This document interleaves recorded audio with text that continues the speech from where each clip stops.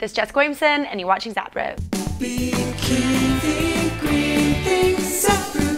So I'm at this party and I'm standing next to this guy who's a total tool. And he's telling me he wants to give me the real scoop on recycling. And he's like, I don't know, man. Do they really recycle all of that stuff? I doubt it. I just heard that it gets picked up and dumped in landfills with all the other trash. And they pick it up so people just feel good about themselves. Really? The problem was, I didn't have a good answer for him. So what does actually happen to recyclables? So dude who thought it was okay to wear Crocs to a party, this story is for you. The recyclable gets picked up from your house. The average person generates 1.5 pounds of recyclables per day. They take that stuff to a MRF, or a materials recovery facility, where it gets dumped out onto a conveyor belt. The first thing that gets sorted is paper, which is de-inked and turned into a pulp slurry.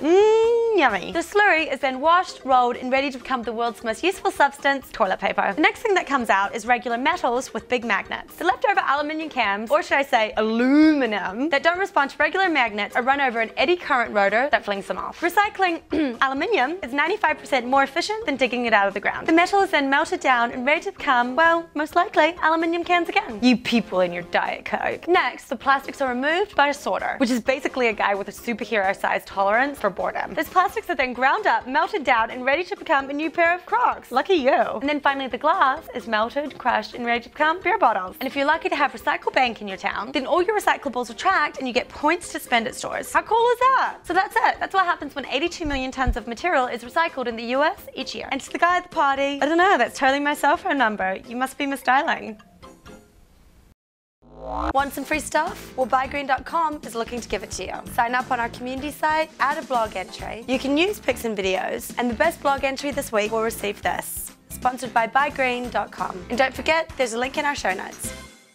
And now, for That's Just Weird. If you traveled through the deep hills of the Appalachian Mountains in the last century, you might have seen little blue men. Not because the mothership had finally arrived to take Michael Jackson back to his home planet, but because the blue Fugates of Troublesome Creek lived there. The Fugate family had methemoglobinemia, a rare blood disorder that turned them blue, and we don't mean sad. In 1960, scientists came up with a cure, and these days you would have trouble finding any blue people left. Ain't science grand? And in December 2008, scientists, after 16 years of study, announced that the object in the middle of the Milky Way, our humble little galaxy, is a supermassive black hole. It's located in the constellation Sagittarius, so when you look up at Sagittarius, you're looking up at the center of our galaxy. And if you've ever traveled through the desert of Turkmenistan, you know, like everybody does, you might have seen an eerie bright light that lights up the night sky. What it really is a sinkhole, which was created when a Russian oil exploration team that drilled straight into an underground cavern filled with natural gas that collapsed in, making a pit 60 meters wide and 20 meters deep. And then some douchebag who was bored with just igniting his own farts decided to light the constantly escaping natural gas on fire. And it's been burning ever since. Good one. And the stories just keep getting weirder. What's the sweetest natural disaster in American history? That's got to be the Boston Molasses flood of 1919. When a 2.3 million gallon tank full of molasses burst at a sugar factory, releasing a 15-foot high wave of sugary destruction, killing 21 people. Sweet. Thanks for watching, and be sure to satisfy your sweet tooth at ZapRoot.com. Hey YouTube user, you should subscribe. The button is right